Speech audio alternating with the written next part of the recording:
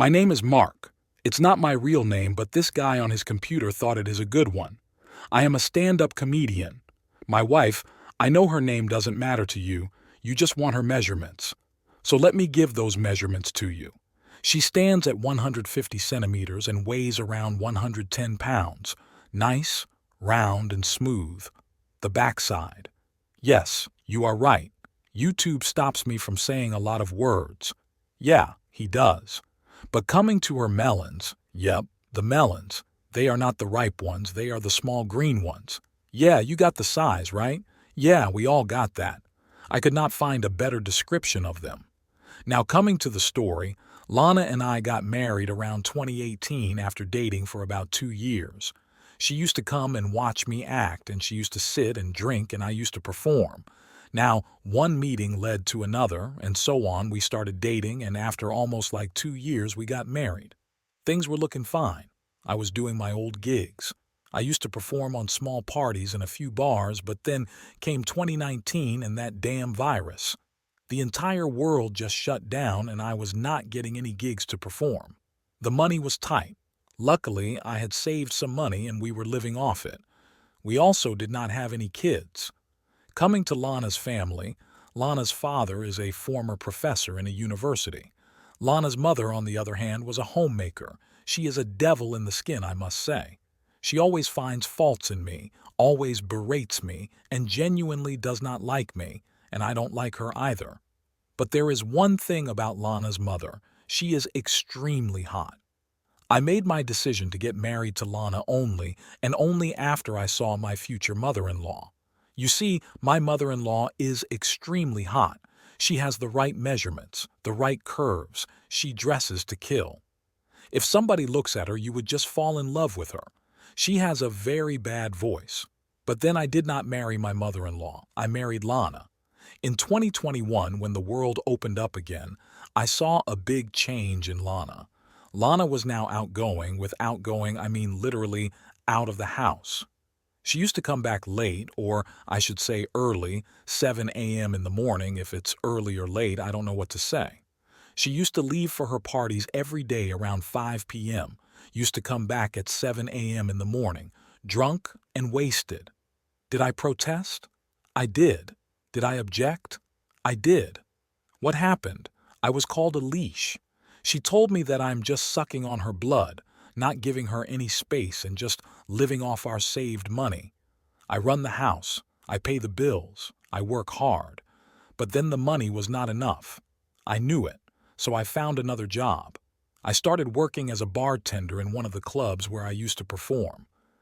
Now you see, although there were some doubts of suspicion, but then one fine day, I ended up going through Lana's closet. And what do I find? I find a giant red toy. It was surprising. And what else do I find? I find a packet of rubber. Now this rubber is something I had never seen before. It had protrusions all over it. You see, like in those Japanese movies, those cartoon Japanese movies wherein you have tentacles and then those tentacles have smaller tentacles. That's exactly how it looked like. It just got into my head. I knew it was not mine because obviously I had never seen that, never bought that. Why would she have a packet of rubber in her closet? I had no clue. So then I waited for Lana to come home. And then I told her I am extremely horny and I don't have rubber. So Lana, being Lana, tells me, "Don't worry, honey, I have something for you." And she brings out that tentacles. Well, I did use that tentacle that day on Lana. A man's got to do what he got to do to find out the truth. I was trying to find out how it felt with that rubber, so I had to do what I had to do. Don't judge me on this. Once I was done finding out the truth about the rubber, I sat down with my headphones on and I played Never Be the Same by Christopher Cross just to feel sad. But unfortunately, the rubber was still in my head. So I left home. I went to my bar. Very next day, I decided I am going to follow Lana and see what she does. She took a leave of absence from my club and then I followed Lana that day. It was only 15 minutes into my chase that I found Lana was picked up by this rich old fat man. How did this guy look like? You all have seen The Simpsons, right? The fat Tony made love to the comic book guy. We have this guy. just as real. And he's more than 350 pounds. Huge, huge guy. So I saw them hopping from one nightclub to the other, finally ending up in a hotel. I followed them to the hotel. I waited in the lobby just to see if they come handy then. And yes, they did. They both came hand in hand out from their rooms. They did not see me though, but I could make out that Lana was having trouble walking. All the years of watching Japanese hentai absolutely destroyed my brain cells by now. I don't even know what I was thinking at that very moment. What I did is I went back home and I drove very, very slowly, just feeling the air, trying desperately hard to breathe because my heart was heavy. It is just the feeling that your heart just broke and the pieces of your broken heart are in your stomach. Then I reached home and I saw the rich man's car in my driveway. I was petrified. I was scared. I don't know why, but I was scared. I tiptoed my way inside the house. I saw this giant blob of a man undressed without his clothes, standing near my wife and eating a pill. He had the pill and got on top of my wife. I walked out of the house. I know just like the other stories that we hear on this channel, I could have made a video or could have got in, hit this man and done something wild, but I did not. This is the canon event, you see. This had to happen. I had to get out of the house. Otherwise, the story doesn't make sense. So I got out of the house, walked away, sat in a park and let air come into my lungs. The very next day, I decided I'm going to expose Lana. You see, like all the other AI-generated Reddit revenge stories, I plan to expose Lana either on family's vacation or on a Christmas or on her birthday or maybe the comic launch we did a few videos ago. So I installed cameras all over the house, especially in my bedroom, and connected it with my phone. I could see what is happening in my house in my phone. It did not take that long. The very next day, the guy walks into my house with Lana. What happens next is absolutely wild.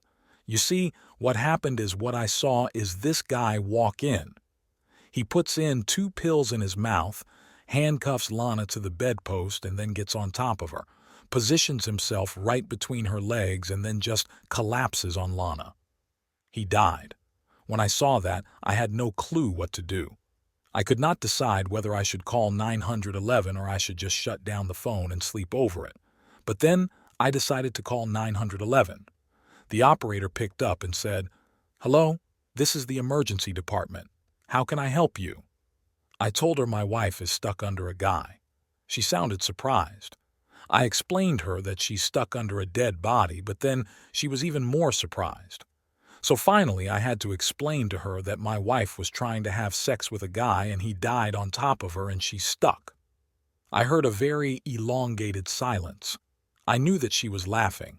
Yeah, I know she was laughing at that very moment. She said, "I'm sending help to your home." I said, "All right, thank you so much." And I hung up the phone and drove to my house. By the time I reached home, I saw 5 ambulances parked in front of my house. There were an N number of cop cars. In all, I saw 100 people standing in front of my house and I could see this fat man being dragged out of my house on a strider.